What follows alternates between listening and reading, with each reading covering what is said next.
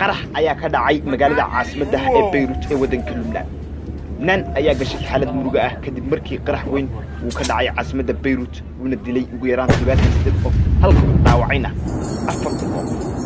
qaraxa oo ka dhacay dekedda magaaladaasi ayaa ruuxay caasimadda oo dhan. madaxweynaha dalkaasi Lubnaan Michel Aoun ayaa sheegay in 2750 tan oo ah maadada aluminium nitrate-ka si aanan ammaan ahayn lagu keediyay masiinka halka ku yaal muddo 6 sano ah. isbitaalada ayaa waxaa buuxdhaafiyay dhaawacyada waxaana qaraxa uu gabi ahaanba dhulka dhigay ismayaal badan. wariye ka tirsan BBC-da oo goobta tagay ayaa sheegay in meydad badan oo halka yaalay iyo burburka dhismayaasha ay ka dhigeen dekedda mid aan la geli karin.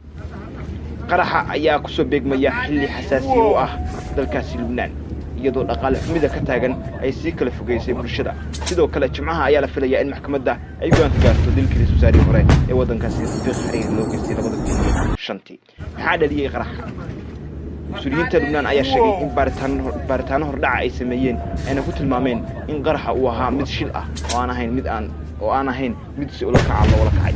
wasaaradda arrimaha gudaha waddankaasi ayaa sheegtay in maadaama aluminium nitrate-ka uu sida weyn u qaraxda lagu keediyay maqsinka ku yaal dekedda uu qaraxaasi sababay. wasaaraha dalkaasi Lubnaan Xasan Dayib ayaa qaraxa ku tilmaamay musiibo waxaana wacd ku maray in lagu xisaabtami doono kuwa mas'uulka ka qaraxaasi. waxa uu ka hadlay maqsinka khatarta badan oo dekedda yaalay tan iyo 2014 balse waxa uu intaa raaciyay inuu ka hordhici doonin baaritaanka socda. mas'uul ka tirsan dowladda Israa'iil ayaa BBC-da u sheegay in dalkaasi aanu wax lug ah ku lahayn qaraxa Beirut. warbaahinta maxalliga ah ayaa sheegtay in dad weli ku jiraan burburka dhismayaasha. qaraxa ayaa laga maqlay jasiiradda Qubrus ee Beirut u jirta 240 kilomitir kuna taal bariga Mediterranean-ka. madax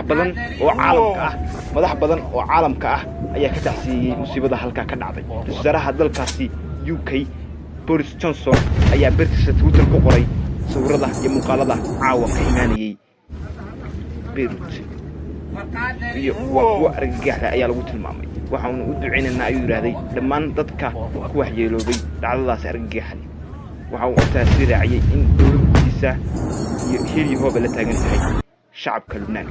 xaaladda Lubnaan qaraxa ka hor xiisad siyaasadeed ayaa ka taagneed waddankaas Lubnaan qaraxa ka hor waxaana dhacday mudaharaadyo kala duwan oo looga soo horjeedo qaabka ay dowladdu u maareysay dhaqaale xumida dalkaasi oo ah tii ugu darneyd tan iyo dagaalka Suuriya ee ka socday 1995 ilaa 1999. inta badan shacabka ayaa dhaqaale xumida u aaneeya madaxda dalka muddada uu soo hogaaminayay ee keeni waayay isbedel xal u ah dhibaatooyinka waddankaasi hogaamiya.